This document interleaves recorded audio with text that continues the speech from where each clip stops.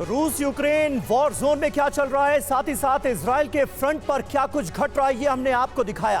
अब अहम खबर का रुख कर रहे हैं। डोनाल्ड ट्रंप की ताजपोशी के बाद से ही सुगबुगाहट शुरू हो चुकी है। पुतिन को युद्ध खत्म करने की चेतावनियां दी जा रही हैं, लेकिन पुतिन है कि मानते नहीं।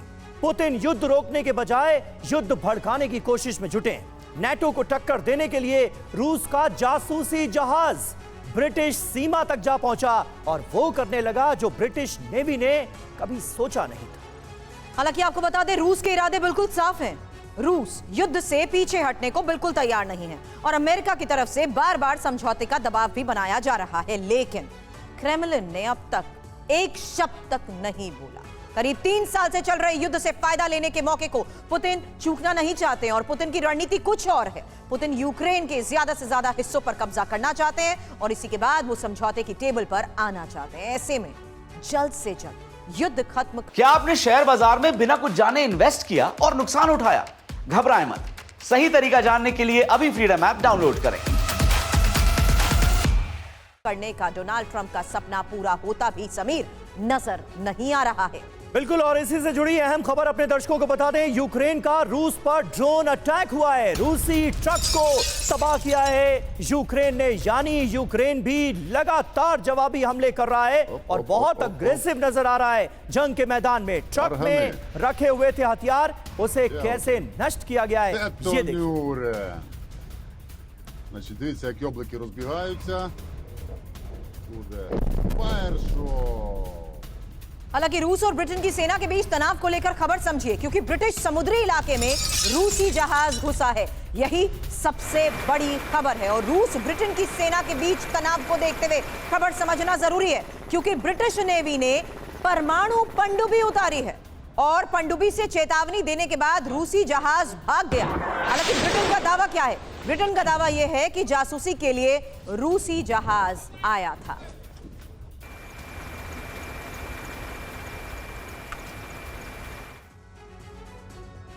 तो देखिए, ब्रिटेन में रूसी जासूसी जहाज के होने के मायने क्या हैं? पुतिन के मन में आखिर क्या चल रहा है? रूस को शक है कि नाटो उन पर कभी भी हमला कर सकता है, इसलिए रूस लगातार नाटो के ताकतवर देशों पर नजर रखता है। जासूसी की एक घटना इंग्लिश चैनल की है। ब्रिटिश रॉयल नेवी के रडार पर अचानक रूसी जासूसी जहाज यंतर दिखने लगा। यंतर कुछ अहम समुद्री केबल्स के ठीक ऊपर मंडरा रहा था। यह देखकर ब्रिटिश नेवी एक्शन में आती है। ब्रिटेन के फाइटर जेट जहाज के ऊपर गश्त करने लगे।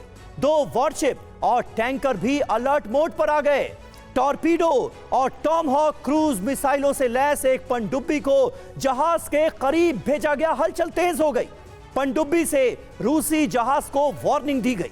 पनडुब्बी के कप्तान ने रूसी जहाज को मौके से निकल जाने के संदेश भेजे। संदेश देने के कुछ देर बाद ही रूसी जासूसी जहाज यंतर ने अपना रुख बदल लिया और वापस चला गया। ब्रिटेन के रक्षा मंत्री जॉन हेली ने संसद में रूसी जासूसी जहाज के बारे में इस अपडेट से दुनिया को वाकिफ कराया। हमारे साथ इस वक्त तमाम खास मेहमान मौजूद हैं, उनसे आपका तारुफ करा दें। Lieutenant general VK. Chaturvedi sir हमारे साथ मौजूद हैं। Group captain GK. पांडे हमारे साथ स्टूडियो में मौजूद हैं। नेवल कैप्टन श्याम कुमार हमारे साथ मौजूद हैं। आपकी राय बहुत अहम होगी सर आज। इसके अलावा 2 हमारे सहयोगी मनीष झा और सुमित चौधरी हमारे साथ जुड़े हुए हैं स्टूडियो में ही। मनीष, पहले मैं आपके पास आऊंगा। कुछ मकसद समझ में आता है क्या? रूस की तरफ से कोई आधिकारिक बयान आया है क्या? क्योंकि ये सीधे सीधे जासूसी का आरोप लगता हुआ रूस पर नजर आ रहा है और निशाने पर सी केबल नजर आ रही है। शुरुआती तौर पर, फौरी तौर पर अगर इस घटना को हम समझने की कोशिश करते हैं, कुछ और डिटेल मिल पाई? देखिए, भले आधिकारिक तौर पर यह बात नहीं कही गई है, लेकिन आप देखिए तो बीते 3 साल के तनाव के दरमियान कई ऐसे मौके आए जब रूस के वॉरशिप, रूस के सबमरीन, ये सब अलग अलग जो महासागर में अलग अलग इंटरनेशनल जोन में साफ तौर पर दिखाई देते रहे थे। इसके पीछे 2 पर्पस रहता है। एक तो ये कि रूस ये दिखाना चाहता है कि मेरी पहुंच कहां तक है, वहीं दूसरी तरफ जो उनके इस तरह के जो सबमरीन या दूसरे और जहाज पहुंचते हैं, तो वो एक तरह से स्ट्रेटेजिक इवैल्यूएशन भी करने की कोशिश करते हैं कि हम कहाँ तक पहुँच सकते हैं, उसमें कितनी टाइमिंग लगेगी, क्या मुझे ट्रैक किया जाता है या नहीं। कई बार उनका नहीं ट्रैक होना भी उनके लिए एक बड़ी कामयाबी लेकर आता है। इसका मतलब अगर हम वहाँ तक गए और ट्रैक नहीं हुआ तो ये आने वाले दिनों में अगर वॉर हुआ तो उस समय क्या होगा। क्योंकि देखिए, रूस आज भी ये मानकर चल रहा है कि भले ही राष्ट्रपति ट्रंप अब अमेरिका में है, लेकिन रूस और नाटो की जंग अवश्यंभावी है, देर सवेर वो होकर रहेगी। और उसके लिए तमाम तैयारियां रूस उसी तरीके से कर रहा है जैसे अभी 3 साल के दरमियान आपने देखा कि रूस के हथियार भंडार के हथियार खत्म नहीं हो रहे, क्योंकि पुतिन तैयारियों में कमी नहीं करना चाहते और ये भी उनकी तैयारियों का एक नतीजा है। पुतिन तैयारियों में कमी नहीं करना चाहते, लेकिन यूके ने भी तो तैयारियों में कोई कमी नहीं छोड़ी। श्याम सर, सवाल आपसे करूंगी, क्योंकि रशिया के इसी थ्रेट को देखते हुए अंडर सी केबल्स जिस तरीके से पूरे ग्लोबल कम्युनिकेशन के लिए समीर इतनी ज्यादा इंपॉर्टेंट है, तो अब आज के इस हालात में ये स्पाई या इस तरीके से जासूसी करना क्या ब्रिटेन पर एक और बड़े खतरे का संकेत है? सवाल करने से पहले एक और बड़ी खबर, क्योंकि कुर्स्क में रूसी पोजीशंस पर यूक्रेन के हमले की तस्वीरें सामने आई है और यूक्रेन ने 6 मिसाइलें दागी हैं। कुर्स्क के अंदर से यूक्रेनी MLRS ने 2 मिसाइल दागी हैं और 24 घंटे के अंदर कुर्स्क में यूक्रेन के पलटवार को लेकर यह बड़ी खबर सामने आई है।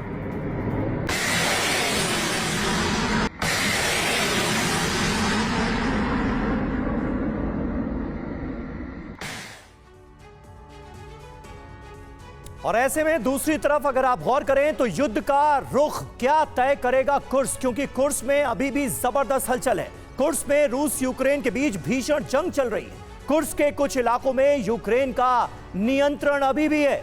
अपने इलाकों पर कब्जे के लिए रूसी सेना की स्ट्राइक यहां लगातार जारी है। हालांकि यूक्रेन के एक सैनिक के लिए रूस की अलग रणनीति को लेकर भी खबर समझनी जरूरी है। हालांकि कुर्स्क पर जल्द से जल्द पूर्ण नियंत्रण पुतिन चाहते हैं और नॉर्थ कोरिया के सैनिकों की कुर्स्क में तैनाती को लेकर भी पहले खबर आई थी।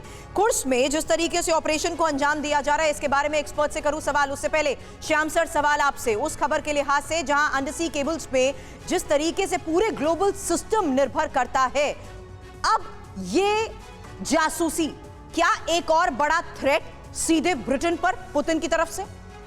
धन्यवाद सुरभि और Sameer.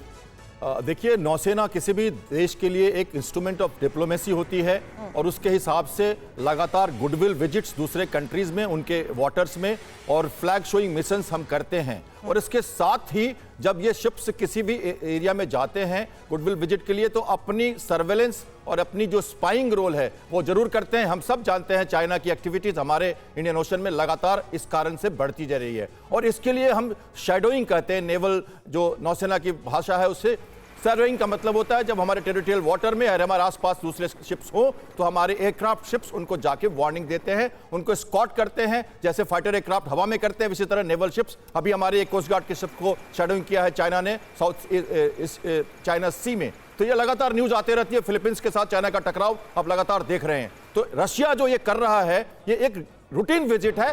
Cable telecommunication gas pipeline के लिए इंपॉर्टेंट है और सबमरीन को उन्होंने उसके बगल में सरफेस किया है।